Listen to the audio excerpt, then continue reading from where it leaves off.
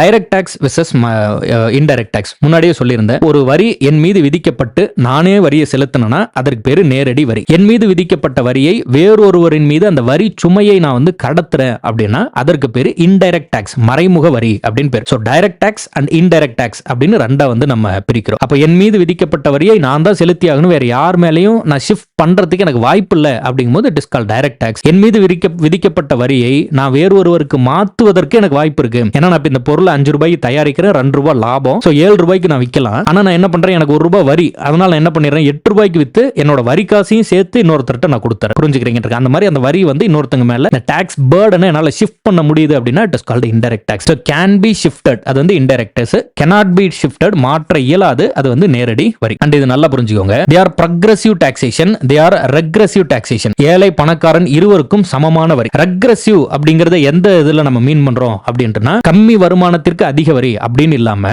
இங்க அந்த canon of equality miss ஆகுது. எங்க இங்க இப்போ ஒரு சிப்ஸ் பாக்கெட் 10 ரூபாய்க்கு வாங்குறாங்க அப்படின்னா நீங்க அந்த 10 ரூபாய் தான் ஒரு மாத சம்பளமா இருந்தாலும் உங்க அந்த சிப்ஸ் பாக்கெட் 10 ரூபாய் தான். அந்த 10 ரூபாங்கிறது ஒரு பொருட்டே இல்ல. மாதம் 10 லட்சம் ரூபாய் சம்பாதிக்கக்கூடிய ஒருவருக்கும் அந்த சிப்ஸ் பாக்கெட் 10 ரூபாய்க்கு தான் நம்ம கொடுக்கிறோம். அப்போ ஏழை பணக்காரன் என்ற வித்தியாசம் இல்லாமல் அனைவருக்கும் ஒரே மாதிரி வந்து என்னவாகுது அப்படின்னா இங்க வந்து அந்த இன்டைரக்ட் டாக்ஸ் வந்து விதிக்கப்படுது. அது ரிக்ரெசிவ் அப்படின்னு மென்ஷன் பண்றாங்க. கன்ஃபியூஸ் பண்ணிக்காதீங்க. அண்ட் எக்ஸாம்பிள் ரொம்ப ரொம்ப முக்கியம். ஒரு டாக்ஸோட பேரை கொடுத்துட்டு அது டைரக்ட் டாக்ஸா இன்டைரக்ட் டாக்ஸான்னு கேட்கறது ஒரு பழைய டைப் ஆஃப் கொஸ்டின். ஆனா இன்னமும் அது எக்ஸிஸ்டன்ஸ்ல இருக்கு, கேட்டுக்கிட்டே தான் இருக்காங்க. Income tax and corporate tax, இதுல பாருங்க ஜிஎஸ்டி அண்ட் கஸ்டம்ஸ் டியூட்டி, அதே போல செஸ் அண்ட் சர்சார்ஜ் அப்படின்னு ஒரு கேட்டகரி இருக்கு. இது வந்து நிறைய முறை கேள்வி கேட்டிருக்காங்க, நம்மளும் எக்ஸ்பிளைன் பண்ணிருக்கோம்.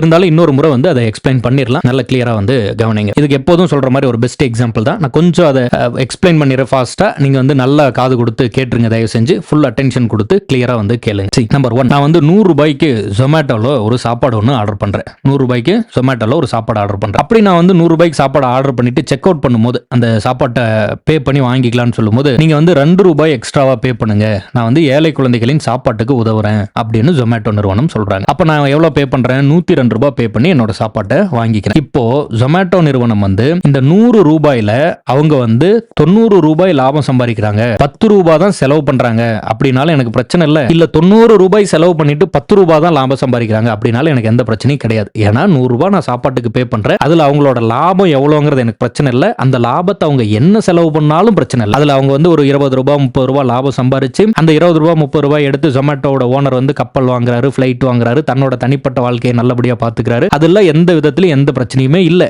ஏன்னா அது நம்ம அவங்களுக்கு கொடுத்த லாபம். ஆனா என்கிட்ட அவர் என்ன சொன்னாரு, ஒரு 2 ரூபாய் வந்து எக்ஸ்ட்ராவா கொடுங்க, நான் ஏழை குழந்தைகளுக்கு சாப்பாடு போடுறேன்னு சொல்லி ஒரு 2 ரூபாய் வாங்கியிருந்தார்.